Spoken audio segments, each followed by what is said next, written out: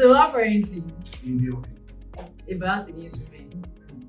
Do you guys believe that when I wanted to rent a place, my husband was my fiance then, he wasn't staying in the same place with me, so I was trying to get the place that we'll move into after I get married and all. And then this landlord of ours said that he could not talk to me because I was a woman.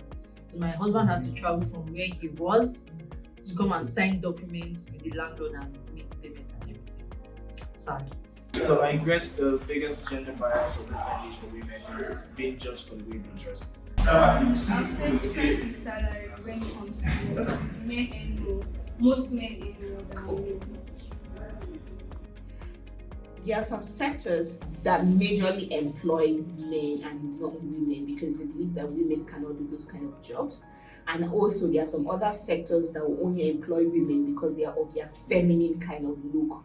The fact that women shouldn't aspire for greater career paths and that their greatest aspiration in life should be to get married on time.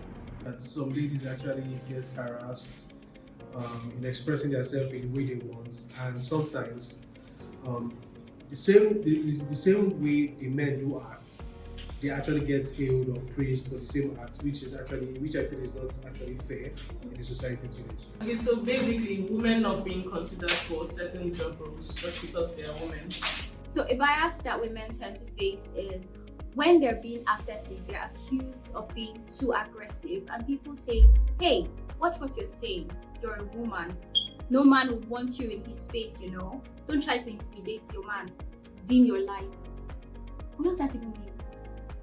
One of the biases I would like to break is women with children are less devoted to their jobs. Whether a woman has children or not, it does not affect her skill, her experience, or her performance. Women are multitasker in nature and quickly adjust to current changes. We should be more concerned about the value they add to the company or organization in which they work, rather than being gender biased. So let's break the bias and face the reality. One of the things is, the way people relate to women if you're married. Once you have a ring on your finger, like in the market where sometimes they just look down on you, and even at the office environment sometimes where they respect women that are married more than single women. The biggest bias I've seen women experience generally is the fact that they expect women to be soft-spoken and tender spoken. And the moment you're assertive or you're opinionated, you are perceived to be aggressive, and there's always a feedback of, "Oh, calm down, oh," and I'm like, "Excuse me, the other person just spoke and sounded the same way I'm speaking, so why are you asking me to calm down? I'm just expressing myself." So I think it's something to be addressed. Yeah. So a lady goes through a security checkpoint and she's not accorded any form of respect. Then she goes in and comes out with her husband, and when she goes through that same security checkpoint, she's accorded so much respect because somehow the security man believes that she has added a level of honor to herself by being married to a man, which it ought not to be. A lady has respect for being a human being. I would like to bring to your notice the bias that women are generally not suitable for leadership. For example, whenever you see something like, "I spoke to the professor yesterday," right? People ask, "What did he say?"